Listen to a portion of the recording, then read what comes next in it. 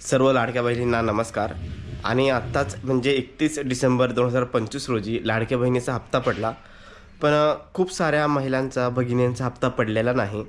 तर आपल्या व्हिडिओला खूप साऱ्या कमेंट आल्या होत्या, नेमकं प्रॉब्लेम काय आहे महिलांचं. सध्या KYCची डेट देखील 31 डिसेंबर 2025 रोजी संपली आहे आणि खूप साऱ्या महिलांची सध्या KYC बाकी आहे. कुणी KYC केली तरी देखील त्यांचा हप्ता पडलेला नाही किंवा कोणाची KYC करताना चुकी झाली तरी त्यांची हप्ता पडलेला नाही. तर अशा खूप साऱ्या महिला आहे की त्यांची विविध प्रॉब्लेम आहे. कुणाची KYC झालीच नाही, कुणाला OTP आलाच नाही किंवा कुणाचे असे वेगवेगळे प्रॉब्लेम आहेत. तर आपण बघतो की जो हप्ता आलेला आहे 31 डिसेंबर 2026 रोजी, तर खूप साऱ्या जणांचे असे प्रॉब्लेम आहे की जे टेक्निकल प्रॉब्लेम आले होते KYC करताना. तर सध्या एकच पर्याय आहे की ज्या महिलांचे आत्तापर्यंत पैसे आलेले नाही किंवा त्यांची KYC झाली नाही किंवा KYC करताना ज्यांना OTP आला नाही किंवा ज्यांचा KYC करताना फॉर्म चुकला, तर सगळ्यांचे वेगवेगळे प्रॉब्लेम आहे. तर सध्याला तुम्हाला एक करायचं आहे की आपापल्या स्थानिक लेवलला, तालुक्याला किंवा जिल्ह्याला महिला बालविकास ऑफिस असेल, महिला बालविकासचं जिथं ऑफिस असेल, तर यांच्यामार्फत ही स्कीम राबवली जाते. तर इथे तुम्ही काय करा की तक्रार करा, तिथला नंबर काढा. मी तुम्हाला डायरेक्टली देऊ शकत नाही, पण आपल्या तालुक्यामध्ये एक छोटं असतं आणि जिल्ह्यामध्ये एक मेन ब्रांच असतं जिल्ह्याचं. तर इथला नंबर काढा आणि तिथे तुम्ही कॉन्टॅक्ट करा की आमचं KYC झालेलं नाही किंवा टेक्निकल प्रॉब्लेममुळे आम्हाला OTP आलेलं नाही, हे डिले झालेले आहे आणि आता आमची KYC झाली नाही तुमच्या टेक्निकल प्रॉब्लेममुळे.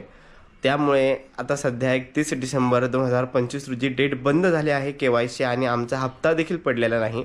तर ह्या महिलांना तुम्हाला डायरेक्ट तक्रार करावं लागणार आहे. जोपर्यंत आपण बोलत नाही तोपर्यंत ते समोरचे ॲक्शन घेणार नाही, तोपर्यंत लवकरात लवकर ही KYCची डेट पुन्हा सुरू करणार नाही. आणि जे बघतो की महिला बालविकासच्या आपल्या महोदय मंत्री आहे आदिती तटकरे, तर यांच्यापर्यंत हा मेसेज गेला पाहिजे. तर यांच्यापर्यंत आपण डायरेक्ट मेसेज पाठवू शकत नाही. जेव्हा तुम्ही आपापल्या स्थानिक लेवलला महिला बाल विकास विभागाला भेट देताल, तिथं तुम्ही तक्रारी नोंदवतील, तेव्हा त्यांच्या थ्रू त्यांना काय होईल की त्यांना मेसेज पोहोचल.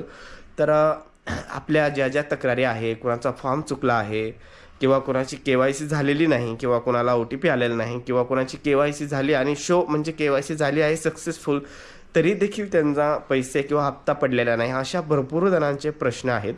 तर आपले कोणते कोणते प्रश्न आहेत तुम्ही कमेंटमध्ये करा आणि तुमच्या कमेंटचा आपण एक म्हणजेचा एक सहारा घेऊन आपण एक अर्ज तयार करू आणि डायरेक्टली त्यांच्या मेलवर पाठवू महोदय मुख्यमंत्रीच्या.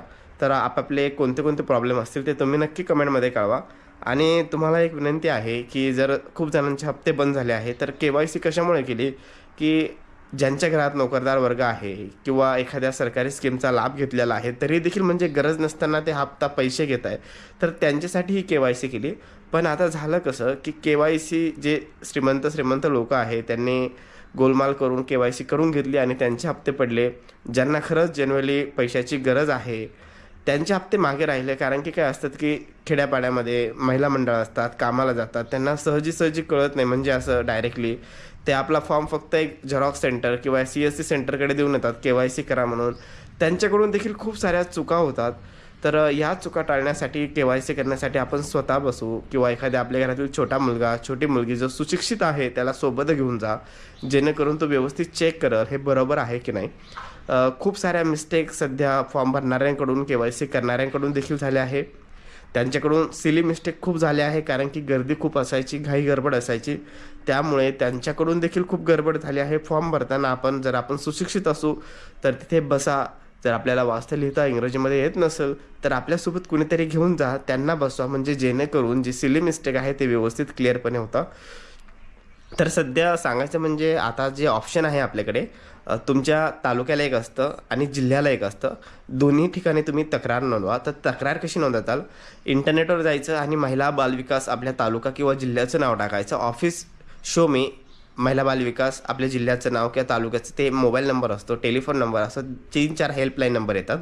तो हेल्पलाईन नंबर तुम्ही इंटरनेटवरून काढा किंवा कोणाकडून घ्या, त्यांना कॉल करा. म्हणजे आपल्या ज्या महिला आहेत जवळपासच्या त्यांना सगळ्यांना पाठवा, जेणेकरून खूप साऱ्या तक्रारी जातात आणि त्यांच्यामार्फत काय की वरपर्यंत ती तक्रार पोहोचेल. इनडायरेक्ट म्हणजे डायरेक्टली पोहोचणार नाही, तर आपल्याला आपले जे स्थानिक महिला बालविकास ऑफिस आहे यांच्यापर्यंत पोहोचावं लागेल.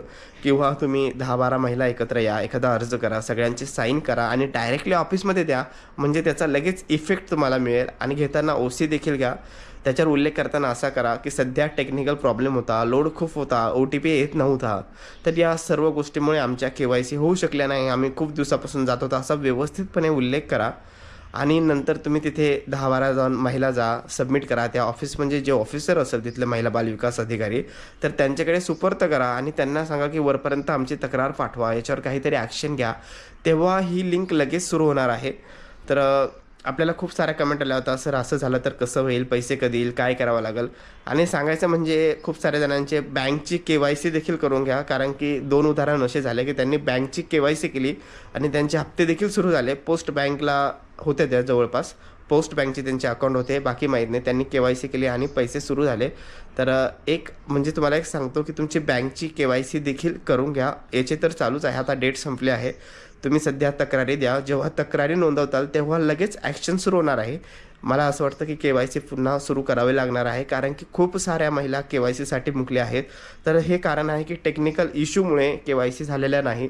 आणि या वेबसाईटवरती खूप सारा लोड होता, लवकर डॉक्युमेंट अपलोड होत नव्हते, OTP तर खूप जणांना येतच नव्हता, आला तर खूप लेट व्हायचा, नंतर टाईम आउट व्हायचा, पुन्हा OTP टाकला की लेट यायचा, टाईम आउट व्हायचा, अशा गोष्टी चालत राहायच्या. त्यामुळे हा टेक्निकल इश्यू होता, महिलांचा नाही. महिलांनी पुरेपूर प्रयत्न केला की KYC करावे, पण खूप साऱ्या महिलांचे फॉर्म देखील चुकीचे भरले गेलेले आहे KYC करून. तर ही काळजी त्यांनी स्वतः घ्या, कारण की CSCवाले खूप घाई गडबडात फॉर्म भरतात, त्यांना पैसे पाहिजे असतात, ते एवढे लक्ष देत नाही. त्यामुळे आपण स्वतः भरा किंवा स्वतः जवळ बसा. तर तुमच्या काही अडचणी तक्रारी असतील तर आपण कमेंटमध्ये नोंदवा. नक्की आपण त्याचं एक ॲप्लिकेशन तयार करू आणि मंत्री महोदयांना पाठवू की महिलांच्या अजून खूप साऱ्या KYC बाकी आहे. जोपर्यंत तुम्ही तुमची एक्की दाखवत नाही, एकत्र येत नाही, तोपर्यंत सहजी या घटना होत नाही. कारण की काही करण्यासाठी आपण एकत्र यायलाच पाहिजे. तर नक्की तुम्ही आपल्या ज्या कमेंट असतील, तुमच्या ज्या अडचणी असतील त्या तुम्ही कमेंटमध्ये टाका. आपण त्याचा सोर्स घेऊ, एक ॲप्लिकेशन तयार करू आणि मी पुन्हा तुम्हाला त्याची लिंक देईल, तुम्ही ओपन करून बघा. आणि तुम्हाला काही बदल हवे असेल तर आपण पुन्हा बदल करून त्यांना पाठवू, म्हणजे जेणेकरून आपलं डायरेक्टली फीड त्यांच्यापर्यंत जाईल. तर हा व्हिडिओ तुम्हाला कसा वाटला, तर चांगला वाटला असेल तर नक्की चॅनलला लाईक करा, शेअर करा आणि सबस्क्राईब करा. धन्यवाद. आणि आपल्याला एक विनंती आहे की आपण हा व्हिडिओ आपल्या ग्रुपमध्ये टाका, जेणेकरून महिला सक्रिय होतील, ते तक्रारी करतील, त्यानंतर ही KYC पुन्हा चालू होईल. हा याचा एक फायदा होईल. चला तर भेटूया पुढील व्हिडिओमध्ये. तोपर्यंत बाय.